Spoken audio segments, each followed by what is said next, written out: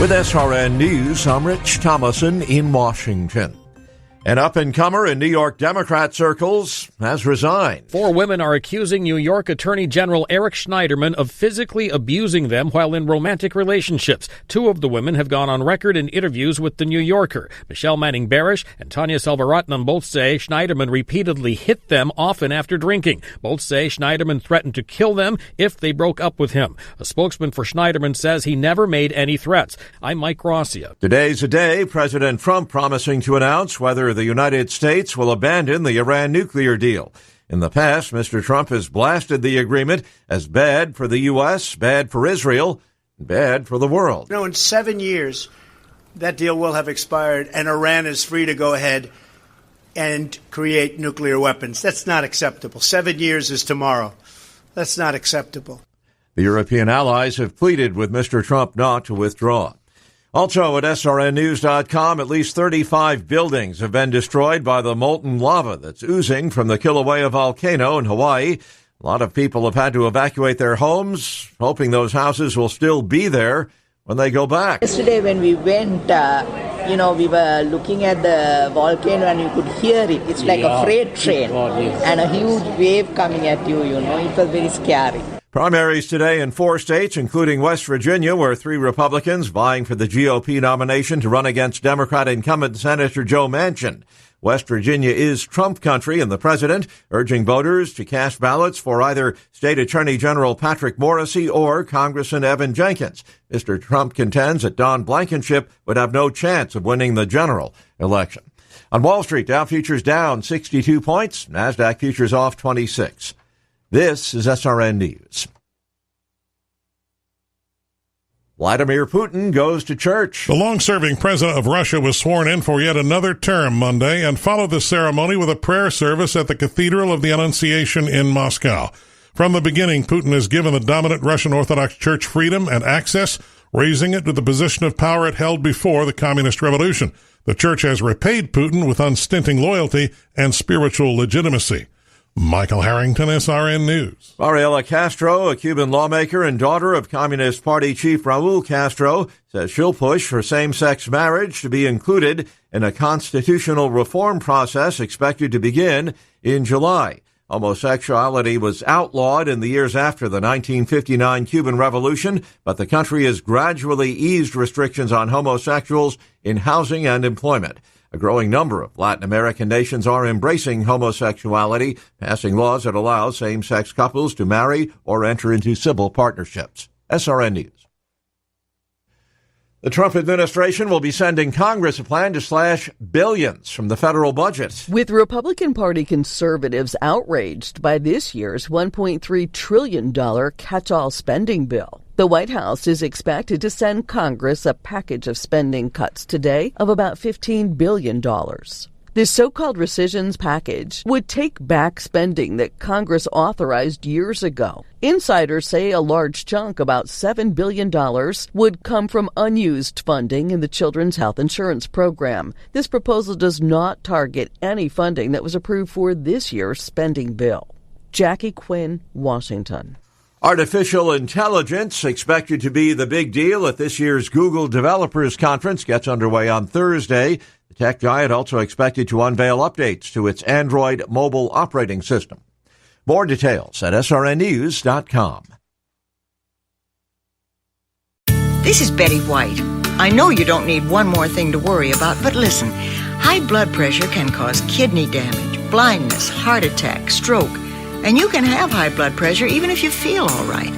1 in 7 adults has it, but it's easy to get your blood pressure checked, and you can treat it if it is too high. So don't worry about it. Don't ignore it. Just see your doctor and check it out.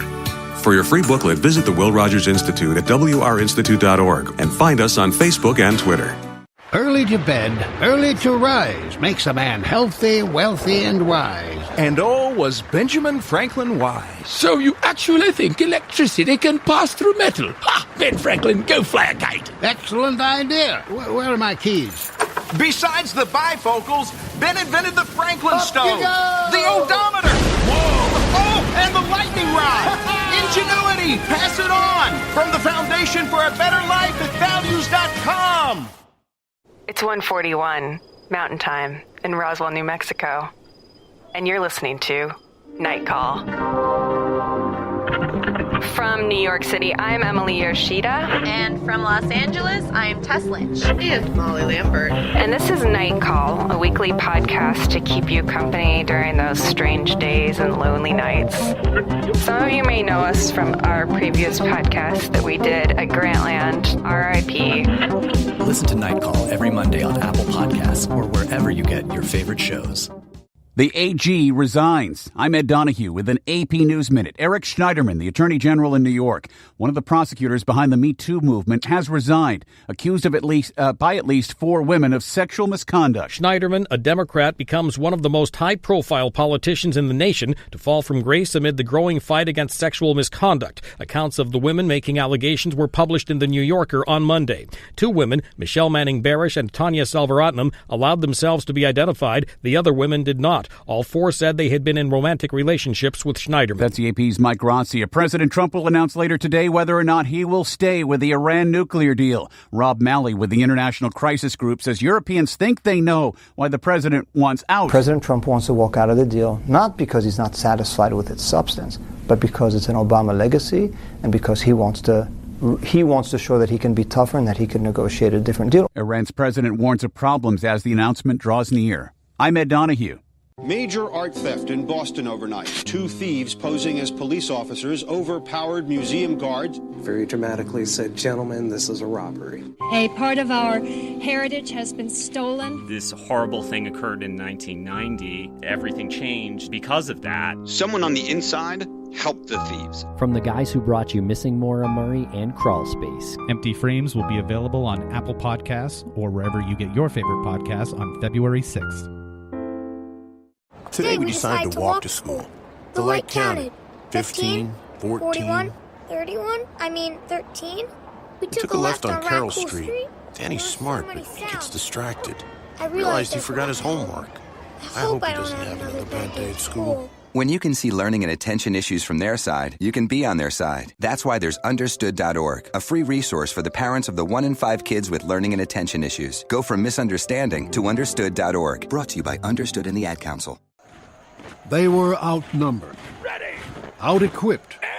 They had no chance of winning, but they had one huge advantage: General George Washington.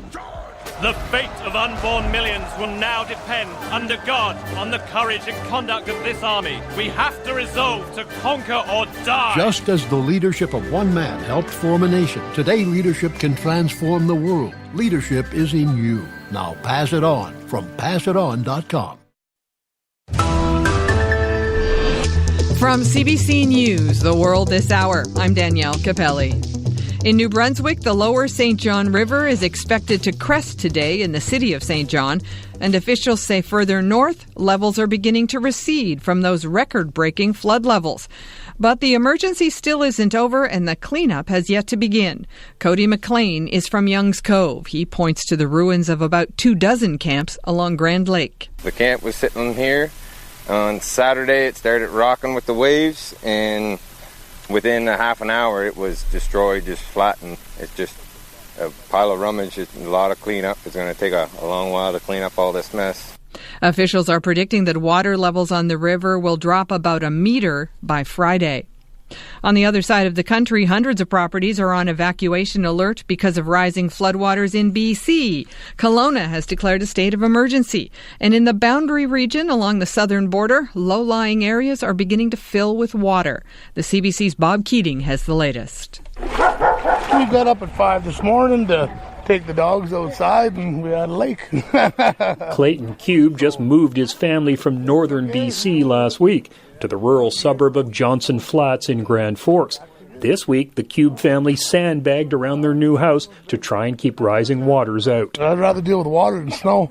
Definitely better than still ice on the lake. Water levels are rising all over Boundary Country. Johnson Flats, the Edwards Gilpin area, and Almond Gardens all around Grand Forks are now on alert, as are 47 residents northwest of here in Westbridge and Beaverdale.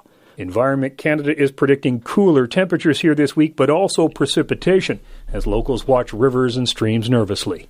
Bob Keating, CBC News, Grand Forks. Yesterday's test of the new National Public Alert System showed it isn't working properly. People in Ontario and Quebec were expected to get alerts at a specific time on their smartphones and tablets, but many got them late or not at all.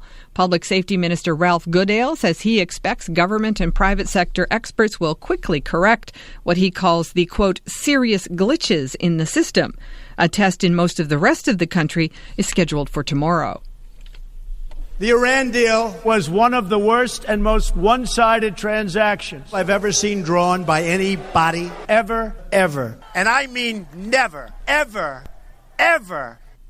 That's Donald Trump on what he thinks of the Iran nuclear deal, a sentiment he has repeated for years. This afternoon, the U.S. president will announce his decision on whether the U.S. will pull out of the agreement. European diplomats are saying they expect Trump will. The former head of the UN's nuclear watchdog, Mohammed al-Baradei, says that decision would have global consequences. If you sign an agreement, you implement it. Could you imagine the consequences in every other administration that will come and basically say, well, I don't like what the other previous administration have done? Then we have total chaos in the world. Iran's President Hassan Rouhani has warned the U.S. not to scrap the agreement and added that Iran wants to, quote, keep working with the world. And finally, Me Too and Time's Up are upending one of the world's most prestigious film festivals. The red carpet rolls out at the Cannes Film Festival today. The CBC's Eli Glasner has more. The promo video for Cannes this year is heavy on star power and red carpet glamour. You're one of those actresses that doesn't hesitate to take risks. Behind the scenes, the festival is struggling to address the cultural forces changing the industry. Disgraced film producer Harvey Weinstein is alleged to have sexually harassed and assaulted multiple victims at this very festival. This year, there will be flyers handed out with a hotline to report sexual harassment. But while other film festivals such as Tribeca and the Toronto International Film Festival are striving for greater gender equality, only 3 of the 21 films competing for the coveted Palme d'Or Prize are directed by women. Eli Glasner, CBC News, Toronto. And that's The World This Hour. You can listen to us live on your mobile device using the CBC Radio app.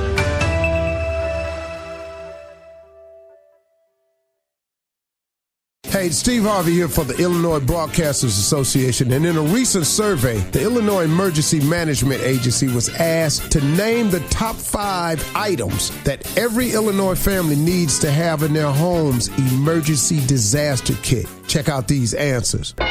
Water, can't live without it. Number 2, non-perishable food. Well, after all, a man gotta eat, right? Number 3, weather radio, and make sure you got fresh batteries too. Number 4, flashlight. Even more reason to have fresh batteries on hand. Number 5, first aid kit. Look, there's no reason to feud over what items to put in your family's emergency disaster kit. Get the answers and more at ready.illinois.gov. That's ready.illinois.gov. Sponsored by the Illinois Emergency Management Agency, aired in cooperation with the Illinois Broadcasters Association and this station.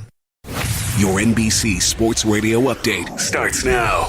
I'm John Stashauer. There will be a new Stanley Cup champion. The Pittsburgh Penguins had won the last 2 and had beaten Washington both times along the way. But different story this year. Caps won last night in Pittsburgh, 2-1 in overtime. They win the series 4-2. They'll play Tampa Bay in the Eastern Conference Finals. Not over yet between Nashville and Winnipeg. In Winnipeg, the Predators got 2 goals from Victor Arvidsson, 2 more from Philip Forsberg. One of them he shot through his legs. Pekka Rinne, 34 saves. Nashville won 4-0. They'll have Game 7 Thursday in Nashville. NBA playoffs, rout for the Cavs, 128-93 over Toronto. And for the second year in a row, in the second round, a Cleveland sweep of Toronto. LeBron James, 29 points, 11 assists, 8 rebounds, and he's off to yet another conference final. I can only speak in the moment, and to be able to put ourselves in a position where we can represent the Eastern Conference in the finals, that's all you can ask for. So we're excited about being a part of the Eastern Conference Finals once again and have an opportunity to compete for a championship. That is what our goal is. We are excited about that. We're humbled about it, and Presumably they'll play the Celtics since no team has come back from a 3-0 deficit, but Philadelphia did stay alive in Game 4 last night, 103-92. Dario Saric, 25 points. TJ McConnell went in the starting lineup, 19 points, 7 rebounds, 5 assists. So they'll have Game 5 in Boston tomorrow, and the Celtics are 6-0 at home in the playoffs. Stan Van Gundy out in Detroit after 4 years as both the coach and running the front office. The Knicks will introduce their new coach, David Fizdale, today.